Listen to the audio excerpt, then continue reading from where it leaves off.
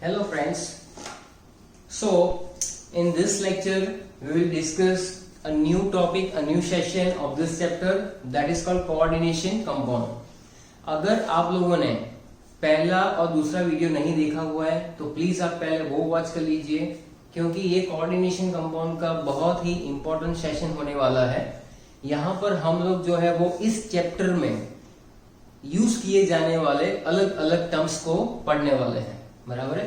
तो जैसे मान लो कि कोई नया चैप्टर होता है जैसे कि इलेक्ट्रोकेमिस्ट्री, तो उसके अंदर कुछ बेसिक टर्म्स आप पढ़ते हो, ऐसे ही बेटा इस चैप्टर के अंदर भी कुछ ऐसे बेसिक टर्म्स है जो पूरे चैप्टर को रिलेट करते हैं। तो सबसे पहले आप लोगों ने वीडियो नंबर 1 और 2 नहीं देखा हुआ है तो डबल सॉल्ट और complex salt which is additive substance या तो एडिटिव कंपाउंड्स, उसको हमने डिफरेंशिएट भी किया हुआ है, क्या है वो आप पहले कंप्लीट कर लीजिए। In the next lecture we learn about the Werner's theorem, उसको भी कंप्लीट कर लीजिए। और उसके बाद ये चैप्टर जो है यहाँ से थर्ड लेसन से हम लोग स्टार्ट करने जा रहे हैं, that is basic terms use in the coordination chemistry. तो इस चैप्टर के अंदर कौन कौन से बेसिक टर्म्स यूज होते हैं वो आज हम लोग पढ़ने वाले हैं। तो सबसे पहले है कोऑर्डिनेशन एंटिटी। तो सबसे पहले कौन सा है? कोऑर्डिनेशन एंटिटी, बराबर, कोऑर्डिनेशन एंटिटी। तो कोऑर्डिनेशन एंटिटी जो है यहां पर उसकी जो डेफिनेशन है वो आप लिख सकते हैं कि coordination entity constitute a central metal atom, it constitute central metal atom और आयन, यानी कि ये जो एंटिटी है वो होती क्या है जिसके अंदर क्या क्या होगा? सेंट्रल मेटल एटम या तो आयन भी हो सकता है, bonded to a fix number of ions, bonded to fix number of ion और मॉलिक्यूल। आयन और मॉलिक्यूल, ये आगे जाकर आप इसको लिगेंड कहोगे, क्या कहोगे? लिगेंड। कुछ अंग्रेज लोग इसको लाइगेंड्स भी कहते हैं। अब आपकी मर्जी, आप बराबर गुजराती रहना चाहते हो या तो अंग्रेज बनना चाहते हो।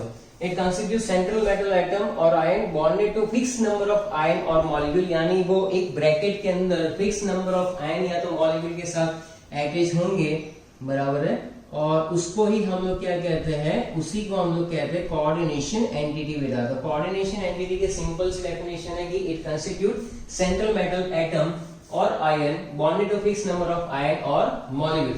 सपोज मैं यहाँ पर एग्जांपल लिखूं तो मान लो मैंने लिखा कि यहाँ पर है ये K4, इट इज K4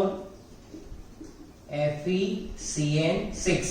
तो यहाँ पर ये जो है बेटा, ये जो स्क्वायर ब्रैकेट है उसी को हम लोग क्या कहते हैं? कोऑर्डिनेशन एंटिटी कहते हैं। कोऑर्डिनेशन एंटिटी का मतलब आप देखोगे कि यहाँ पर सेंट्रल मेटल एटम कौन सा है? Fe, और यहाँ पर Cn है वो एक आयन है, यहाँ पर H2O वाटर भी हो सकता है, वो कुछ भी हो सकता है, यानी नेगेटिव आयन, और molecule which is called ligand. तो इसको हम लोग लिगेंड कहेंगे। तो इसमें कोऑर्डिनेशन एंटिटी के अंदर ये स्क्वायर ब्रैकेट जो है उसको कहते हैं हम लोग कोऑर्डिनेशन एंटिटी। तो कोऑर्डिनेशन एंटिटी जो है वहां पर ऐसे कुछ कुछ एग्जांपल्स आप लोग पढ़ सकते हो, जैसे कि एक मैंने लिखा, दूसरा कोऑर्डिनेशन एंटिटी का अगर मैं एग्जांपल लिखूं तो that is CO NH3 Cl3, it is also called coordination entity. Suppose Ni, ये जो है यहाँ पर क्लोरीन बाहर आएगा, यहाँ पर NiCO4, ये भी एक अपनी कोऑर्डिनेशन एंटिटी है। सो that is all about coordination entity. Coordination entity अगर आपको कोई भी पूछ ले तो कुछ भी नहीं, बहुत ही सिंपल सी डेफिनेशन है, स्क्वायर ब्रैकेट के अंदर, बराबर है, जो भी रहता है वो बेसिकली इसकी कोऑर्डिनेशन एंटिटी ही होती है। आजू बाजू में जो होते हो तो उसके काउंटर आयन होते हैं। So in this coordination entity cobalt जो है is surrounded by 6 ammonia molecule. इसके अंदर 6 अमोनिया मॉलिक्यूल जो है वो कोबाल्ट के आसपास होंगे, बराबर है। तो that is coordination entity. Next we have that is called central metal atom और एंड लिगेंड्स।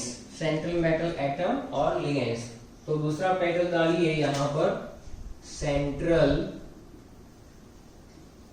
मेटल एटम,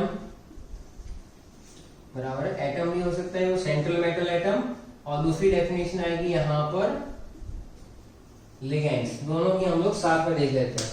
तो सेंट्रल मेटल एटम और लिगेंड के अंदर आप इसको कैसे डिफाइन कर सकते हो, तो द डोनर एटम मॉलिक्यूल और anion which donate a pair of electron to the metal atom that is form a coordinate covalent bond, तो उसको लिगेंड कहते हैं, बराबर। तो यहां पर आप लिख सकते हैं क्या, आप लिखोगे द एटम मॉलिक्यूल, बराबर है। तो यहां पर क्या है बेटा, सेंट्रल मेटल एटम जो है वो तो बात की बात है। सबसे पहले आप लिखोगे कि द डोनर एटम मॉलिक्यूल और एनायन, यहां पर क्या लिखेंगे, यहां पर ऊपर लिख लो डोनर एटम मॉलिक्यूल और एनायन। ये किसको इलेक्ट्रॉन पेयर डोनेट करने वाले हैं, तो ये जिसको डोनेट करने वाले वो तो एक सिंपल सा मेटल एटम होगा, which donate a pair of electron, विच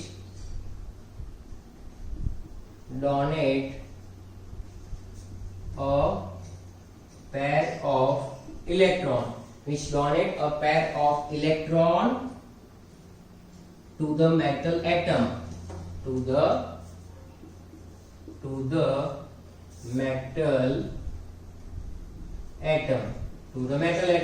तो जिस मेटल एटम को, या तो आयन को, मेटल एटम और आयन, एंड फॉर्म coordinate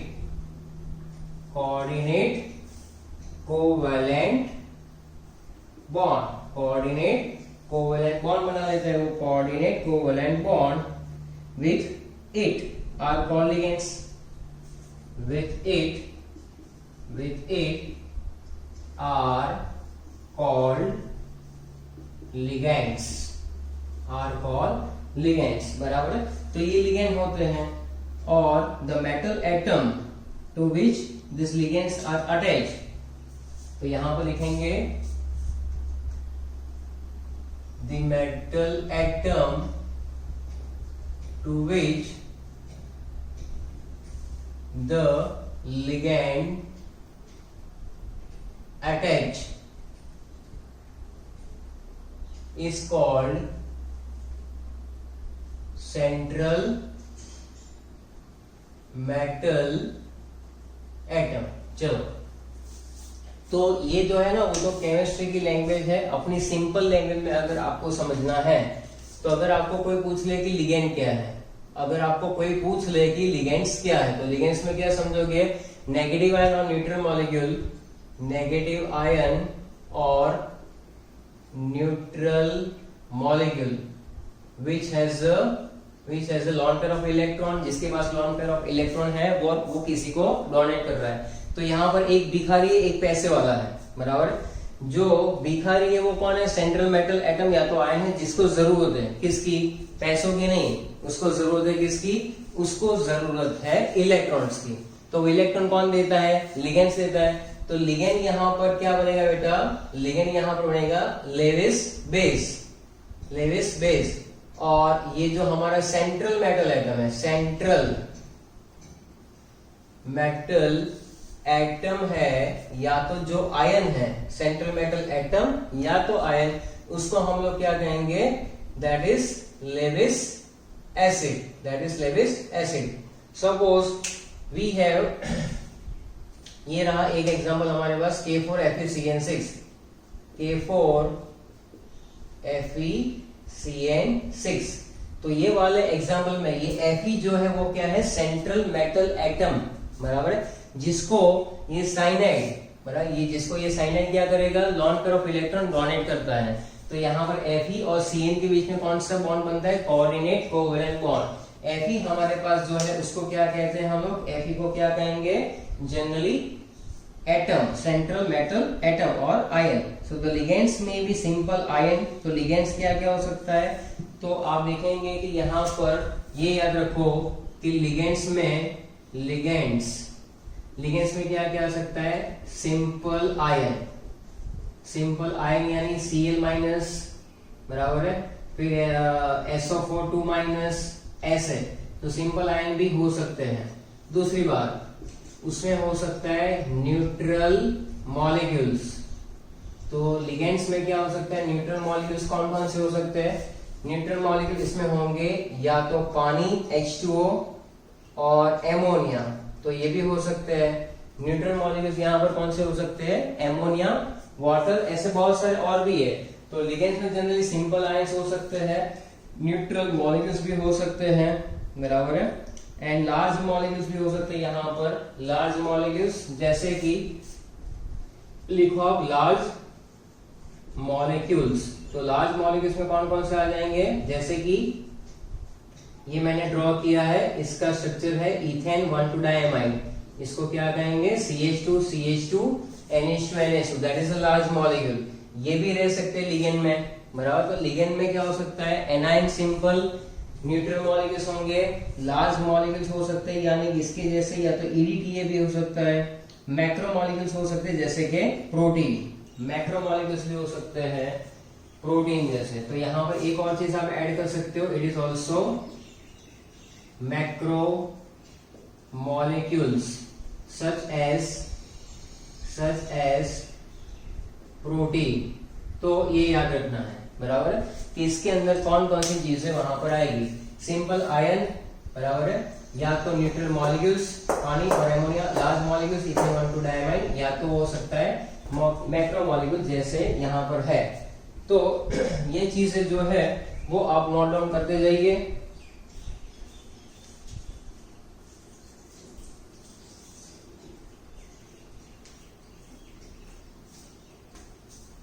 चलो कर लिया नोट डाउन, इसको मैं मिटा रहा हूं और हम लोग दूसरी जो डेफिनेशंस है वो भी डिस्कस कर रहे हैं। लिगेंड जो है बेटा, और धीरे धीरे हम लोग डिटेल में भी पढ़ेंगे, लेकिन फिलहाल लिगेंड जो है उसकी सिंपल सी डेफिनेशन हमने यहाँ पर पढ़ ली है। सो दैट इज लिगेंड। तो लिगेंड आप सब लोगों ने लिख लिया होगा। लिगेंड के अंदर जनरली क्या होता है, तो एक चीज याद रखो कि कोई भी अगर आपने मॉलिक्यूल लिया कि ये लिगेंड है, लिगेंड यानी लेविस बेस जो इलेक्ट्रॉन पेयर डोनेट करता है, किसको डोनेट करता है? मेटल एटम को।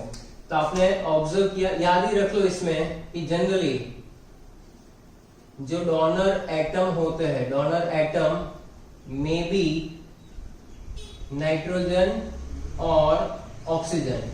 जनरल केस में डोनर एटम कौन से निकलेंगे? नाइट्रोजन या तो ऑक्सीजन, जो अपनी लॉन पेयर ऑफ इलेक्ट्रॉन वहां पर डोनेट करेगा। तो डोनर एटम में बेटा कौन सा होना चाहिए? नाइट्रोजन या तो ऑक्सीजन। तो आप देख लीजिए, कोई भी एग्जांपल लिखूं मैं, जैसे कि मैं एक एग्जांपल लिख रहा हूं यहां पर NiNH3 2+, तो यहाँ पर निकल +2 को नाइट्रोजन, एमोनिया जो है वो डोनेट कर रहा है। तो यहाँ पर ये मेटल एटम है, ये लिगेंड है, लिगेंड में ये डोनर एटम है। डोनर एटम इंपॉर्टेंट रहता है, हर एक कोई डोनेट नहीं करता है। जैसे पानी में ऑक्सीजन डोनेट करेगा, एमोनिया में N डोनेट करेगा, नाइट्रोजन, इथेन 1,2 डाइमाइड में भी नाइट्रोजन डोनेट करेगा। तो इस तरह से लिगेंड में भी आपको पता होना चाहिए कि कौन कौन से डोनर एटम होते हैं। तो मोस्ट ऑब्वियसली, मोस्ट जनरली क्या क्या होता है, तो डोनेट करता है कौन? नाइट्रोजन और ऑक्सीजन। तो नाइट्रोजन और ऑक्सीजन तो ठीक है, लेकिन लिगेंड जो होता है, लिगेंड उसके अंदर अगर एक ही डोनर एटम हुआ, बराबर, तो याद रखो कि उसको यूनिडेंटेड लिगेंड कहते हैं। मान लो कि यहाँ पर NH3 है, that is called monodentate ligand और unidentate ligand. Why? Because in that case the nitrogen only one atom of the molecule donate the lone pair of electron to the nickel, forming one coordinate covalent bond. If any negative ion or neutral molecule donate only one electron pair to the central metal atom, forming one coordinate covalent bond, then it is called unidentate or monodentate ligand. Ligand का classification हम लोग बाद में देखने वाले हैं। अगर एक मॉलिक्यूल एक ही इलेक्ट्रॉन पेयर डोनेट करता है और एक ही कोऑर्डिनेट कोवेलेंट बॉन्ड बनाता है, तो उसको बच्चों हम लोग क्या कहेंगे? यूनिडेंटेड या तो मोनोडेंटेड लिगेंड, बराबर है। अगर दो बनाएगा तो डाइडेंटेड लिगेंड। इस तरह से सिलसिला चलता रहेगा। So that is all about the monodentate ligand, that's how unidentate ligand भी कह सकते हैं इसको। ये सारी बातें यहाँ पर आ जाएगी। Then we have the new term that is also important and it is called, suppose हम लोग ले लेते हैं कोऑर्डिनेशन नंबर। कोऑर्डिनेशन नंबर, अब कोऑर्डिनेशन नंबर क्या है? तो आप देखो कि यहाँ पर निकल एमोनिया के 6 मॉलिक्यूल के साथ जुड़ा हुआ है, तो ये the number which is 6 that is called coordination number. उसी को हम लोग क्या नाम देंगे? Coordination number. तो total number of ligands, total number of ligand, coordination number को सिंपली डिफाइन करना हो तो कोऑर्डिनेशन नंबर क्या होता है? The number of ligand donor atom to which metal is directly bonded. The number of ligands, या तो सीधा इतना लिखो सिंपल कि भाई the total number of ligands, the total number of ligands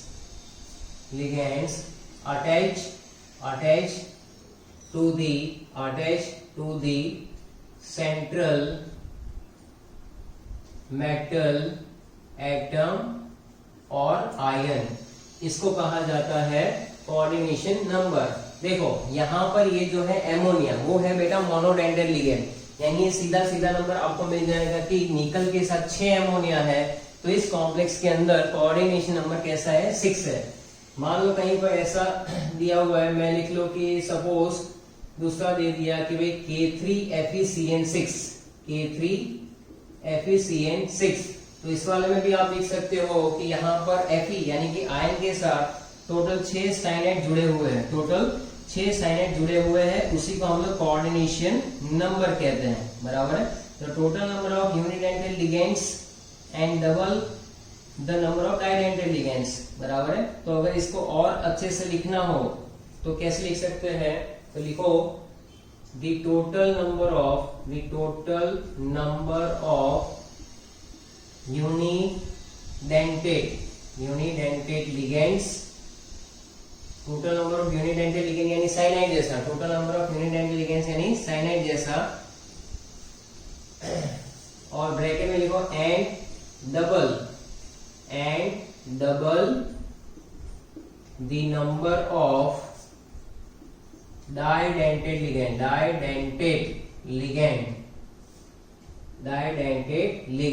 यानी अगर आपका CN की जगह पर कोई डाइडेंटेड लिगेंड हो, मान लो कि EN हो, EN इथेन 1,2 डाइमेन है, ये डाइडेंटेड लिगेंड हो और वो अगर आपके पास 2 है तो 2 की जगह इसका 4 गिनना है कोऑर्डिनेशन नंबर, यानी कि double the number of didentate ligands. अगर double in short didentate ligand है तो उसको हम लोग क्या कहेंगे? डबल गिनेंगे। Didentate ligands attach to the central metal atom, attach to central metal atom और आयन,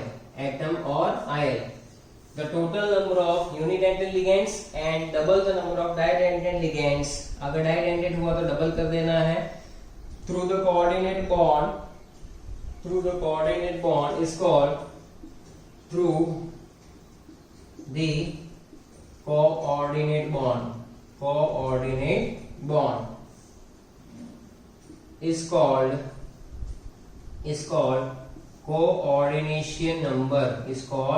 कोऑर्डिनेशन नंबर। तो इस तरह से आप कोऑर्डिनेशन नंबर का वहां पर डेफिनेशन लिख सकते हो। अगर हम लोग एग्जांपल देखें तो यहाँ पर आप देखो, मैं एग्जांपल अलग अलग लिख रहा हूँ, फिर आप मुझे बताना कि इसमें कोऑर्डिनेशन नंबर कितना है। AgCN ट्वाइस -1, एक ये वाला आप एग्जांपल लिख लीजिए, एक ये वाला लिखिए, जैसे कि मैं लिख रहा हूँ CuNH3 4 टाइम्स N+2, बराबर है। तो ये वाला भी एग्जांपल अच्छा खासा एग्जांपल है।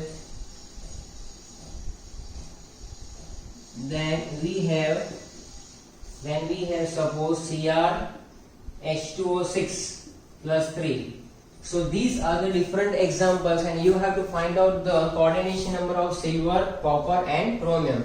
You have to find out the coordination number of silver, copper, and chromium. So in that case, very easy. Look at that, silver जो है यहाँ पर 2 साइनाइड के साथ अटैच है, तो इसका कोऑर्डिनेशन नंबर बेटा 2 होगा, क्योंकि ये यूनिडेंटेड लिगेंड है। बाद में मैं आपको लिस्ट देने वाला हूं जिसमें आपको पता चलेगा कि कौन से यूनिडेंटेड है, कौन से बाइडेंटेड है।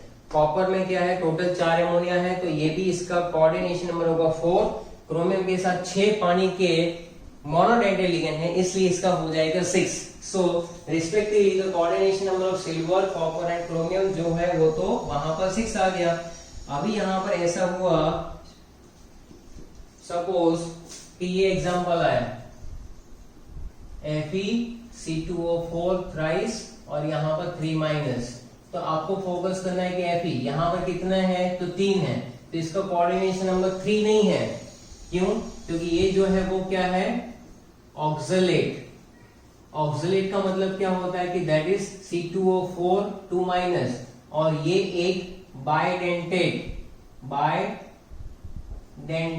लिगेंड है। अगर ये बाइडेंटेड लिगेंड है तो ये 1 है तो 2 गिनने के, 2 है तो 4 गिनने के, बराबर, और 3 है तो 6। तो यहाँ पर 3 है, यहाँ पर लिखा हुआ है, क्लियरली पढ़िए कि double the number of didentate ligand, यानी ये C2O4 3 है तो 6 गिनने हैं, इसलिए इस केस में इसका कोऑर्डिनेशन नंबर आपका आएगा 6। What is the coordination number in that complex? That is the 6 is the answer. So when we look at that type of ligands, the coordination number will be changed. So that's how the coordination number will be completed. And coordination sphere तो हमने देख लिया हुआ है, coordination entity का भी हमने देखा। Then we have the next definition all about the coordination polyhedra. Coordination polyhedra.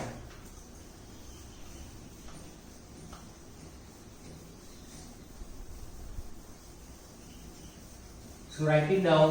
The next term that is called coordination. लिखो,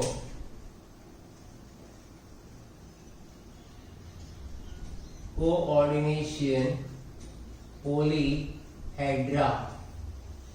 ये भी एक डेफिनेशन है कोऑर्डिनेशन पॉलीहेड्रा की। कोऑर्डिनेशन पॉलीहेड्रा क्या होता है? The spectral arrangement, the spatial arrangement, देखो, the spatial arrangement of ligands। spatial arrangement यानी स्पेस में लिगेंड किस तरह से मेटल एटम से कनेक्टेड है।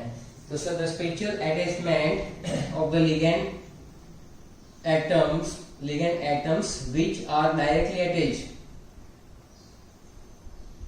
या तो सीधा स्पेशल अरेंजमेंट ऑफ लिगेंड्स पे लिखे which are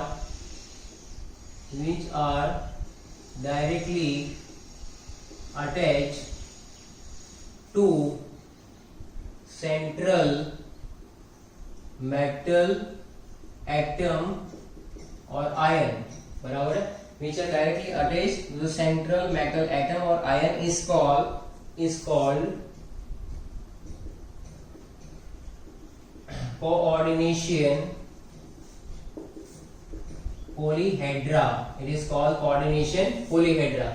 स्पेशल अरेंजमेंट की कहानी का मतलब क्या है? मान लो कि आपके पास एक मेटल है और 4 लिगेंड है, यानी कि Ml4 टाइप है, एक मेटल 4 लिगेंड। तो इसमें बेटा मेटल और लिगेंड का अरेंजमेंट कुछ ऐसा होता है कि ये कौन सा शेप बना लेते हैं, आप देखो। तो ये जो स्पेशल अरेंजमेंट है वो कौन सा है? That is tetrahedral. कौन सा है? टेट्राहेड्रल। अगर मेटल एटम के साथ लिगेंड स्पेस में इस तरह से अरेंज होते हैं तो ये भी एक कोऑर्डिनेशन पॉलीहेड्रा है, that is called square planar. Square planar, बराबर है, ऐसा है। अगर आपके पास Ml5 जैसा है कुछ, then you have metal ligand 1 2 3 4 और ये 5। तो आप देख सकते हैं कि स्क्वायर प्लेनर तो है लेकिन पिरामिडल है, तो स्क्वायर पिरामिडल, इसका शेप ऐसा बनेगा स्क्वायर पिरामिडल। स्क्वायर पिरामिडल है ये, that is called square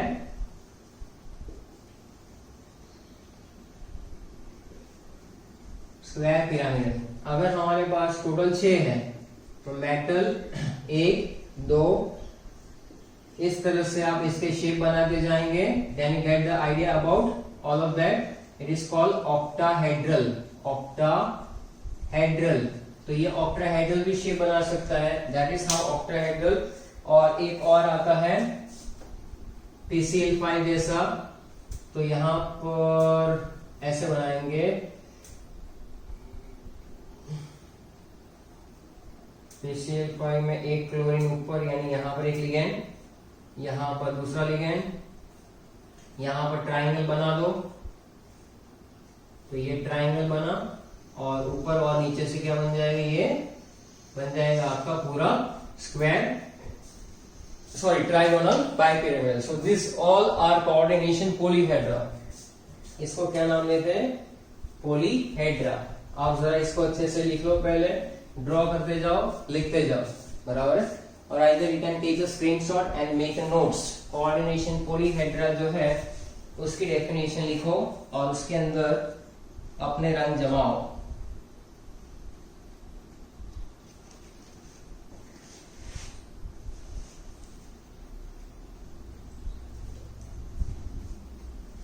Okay, then we have the next term that is called oxidation number.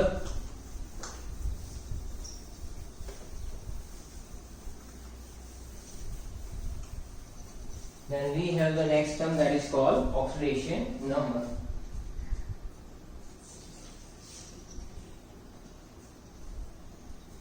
Oxidation number जो है उसके लिए डेफिनेशन जो है वो हम लोग मेंशन नहीं करेंगे, सीधे उसके एग्जांपल्स डिस्कस करेंगे, जिससे आपको आइडिया आए कि क्या है ये।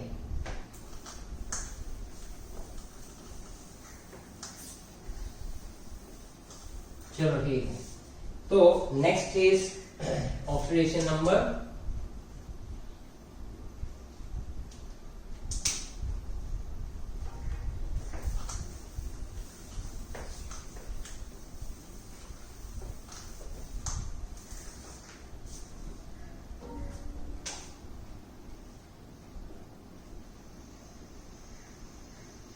ऑक्सीडेशन नंबर, बराबर। जागते रहो भाई, जागते रहो, थोड़ा सा इसमें ध्यान देना है। ऑक्सीडेशन नंबर में, ऑक्सीडेशन नंबर का अगर हम लोग एग्जांपल ले, suppose I have an example of Cu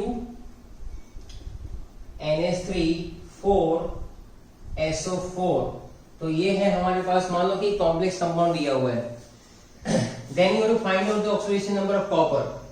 so assume the copper as X, then you have ammonia which is zero charge। ammonia का चार्ज होता है 0, तो आप इसको ले लेंगे 4 into 0, प्लस सल्फेट का चार्ज होता है -2, और ओवरऑल कंपाउंड होता है वो तो होता है आपका न्यूट्रल। तो इस तरह से आप करोगे तो X यानी कि कॉपर का ऑक्सीडेशन स्टेट इस तरह से आता है +2। सो that is the oxidation number. And oxidation number is basically what, The central atom, oxidation number central atom का कैसे डिफाइन करेंगे, the charge that is carries as calculated by assigning the appropriate charge to the ligands and equating the sum of the charges on the central atom of the ligands, and we can calculate the oxidation number on the basis of that. Suppose we have like that कि भाई हमारे पास ऐसा कोई complex है FeCN6 and it is 4 minus, assume Fe as a X plus 6, साइनेट का charge होगा -1, ये है -4, तो ये हो जाएगा X is equal to -4 plus 6, तो फाइनल आंसर आएगा आपका 2। so in that case it is like that. Suppose next one is, that is third, suppose NiCO4, so in that case X 4 into 0, so that is 0, so the answer will be 0, so oxidation state will be 0. So that's how you can calculate the oxidation number. oxidation number जो है वो 0 मिल सकता है आपको, positive negative कभी भी नहीं आएगा। सपोज आप एक और एग्जांपल ले लो, जैसे कि मैंने लिखा यहाँ पर CO NH3 6 Cl3, आप इसका ट्राई करो, X 6 into 0, 6 into 0, yes, 6 into 0 plus 3 into minus 1 is equal to 0। देखो कई लोग ऐसे भी करते हैं, पहले इसको ये लोग स्प्लिट कर देंगे कि भाई CO NH3 6 प्लस 3 और ये 3Cl माइनस, तो सीधा चार्ज मिल जाएगा प्लस 3, क्योंकि x 6 इंटू 0 तो ये आ जाएगा x is equal two plus 3। तो आप वैसे भी कर सकते हो। फाइनली अल्टीमेट आपका आंसर आना चाहिए ऑक्सीडेशन स्टेट का। So that is the oxidation state और oxidation number of the central metal atom. Oxidation state or number of the central metal atom. But you have to careful about when it is bidentate and you have to calculate that. Suppose the example is like that.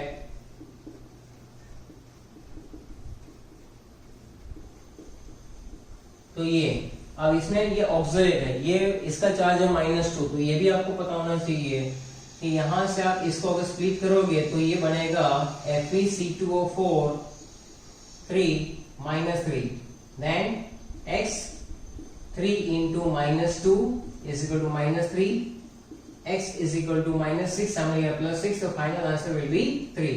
So in that case oxidation state of iron will be +3. So that is all about the oxidation state. I hope you can understand and you can learn it properly in this way. So that is our oxidation state. Okay, now we are moving on. Charge on the complex ion. Charge on the complex ion.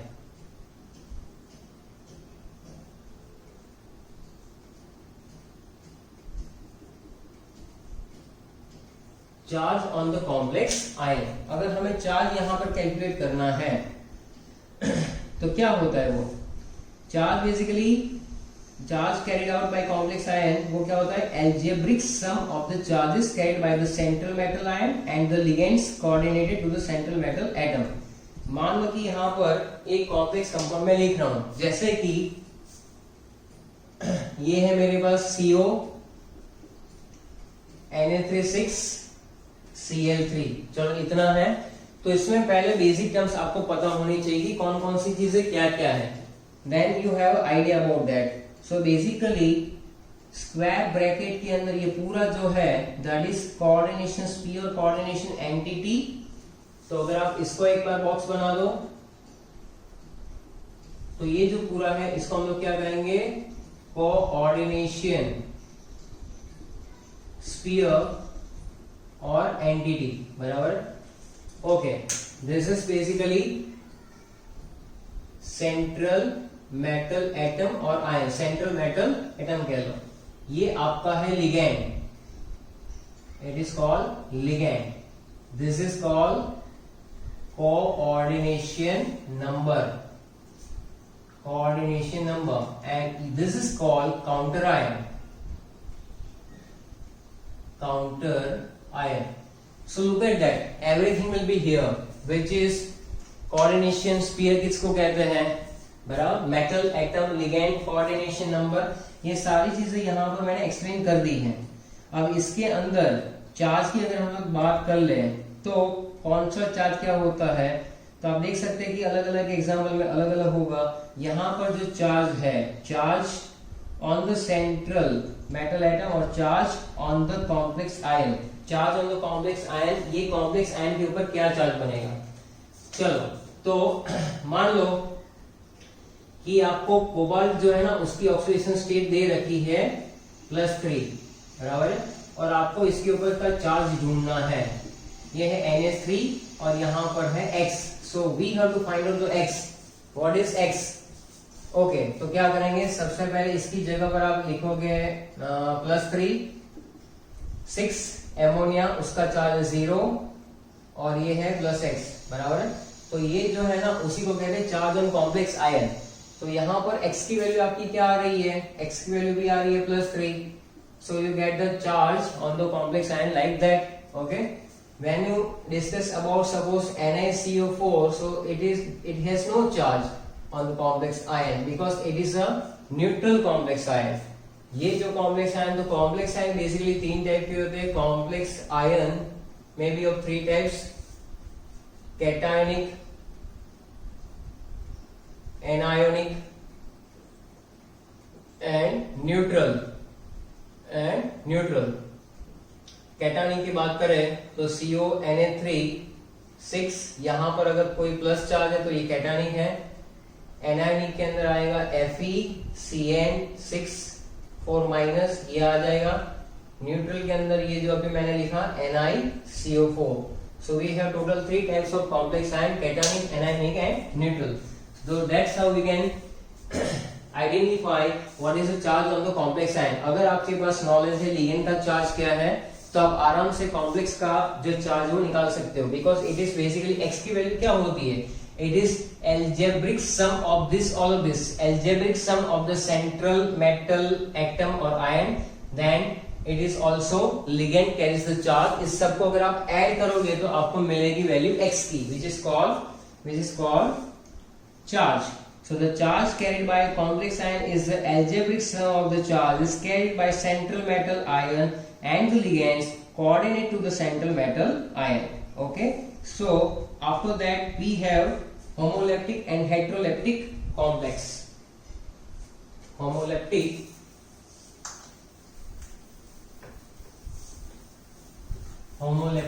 and heteroleptic complex.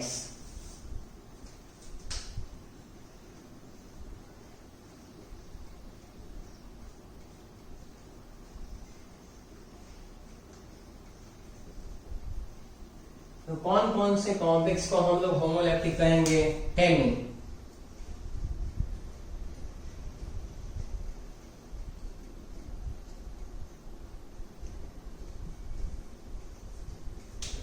Suppose मैं ऐसा example लिख दूं, CONH3 plus 3, CONH3 4 times, Cl2 plus 1. Then tell me which one is homoleptic and which one is heteroleptic. Which one is homoleptic and which one is heteroleptic? Look at that, very easy. homoleptic किसको कहते हैं बेटा, कि जब central metal atom जो है एक ही type के लिगेंड से अटैच हो. when in any complex if we observe that central metal atom, बराबर है, तो बहुत सारी चीजें होती है इसके अंदर. मान लो कि मेटल एटम जो है वो एक ही टाइप के लिगेंड से अटैच हो, बराबर, यानी कि NH3, तो उसको क्या कहेंगे? होमोलैप्टिक. भाई ये अच्छा बंदा है, ये बंदा ऐसा है, इसकी एक ही गर्लफ्रेंड है, बराबर, शादी भी उसी से करेगा और पूरी जिंदगी भी उसी के साथ बिताएगा, बराबर. यहाँ पर ऐसा है कि इसकी गर्लफ्रेंड भी, इसकी बीवी भी है, बराबर, यानी कि इसके पास 2 अलग अलग टाइप के लिगेंड हैं. NH3 भी 4 है, 2 क्लोरीन है, बराबर. तो कोबाल्ट के पास डिफरेंट काइंड ऑफ लिगेंड्स है, कोबाल्ट के पास डिफरेंट काइंड ऑफ लिगेंड है, इसलिए इसको क्या कहेंगे हम लोग? Heteroleptic. So this one is heteroleptic and this one is homolaptic. So based on that you can define that the complex in which the metal atom or ion is attached with only one kind of ligand, then it is called homolaptic. And the complex in which the central metal atom or ion attached with different kinds of ligands or different ligands, which is called heteroleptic compounds. या तो heteroleptic complex भी इसको कह सकते हैं. तो यहाँ तक की जो बातें थी वो हमने आज कंप्लीट कर ली है. ओके, और कुछ चीजें भी आ जाती है जैसे कि होमोन्यूक्लियर है, पॉलीन्यूक्लियर कॉम्प्लेक्स है, लेकिन वो हम लोग बाद में पढ़ेंगे. तो यहां तक का कंटेंट आप कंप्लीट कर लीजिए, then we move ahead in the next. Okay, thank you.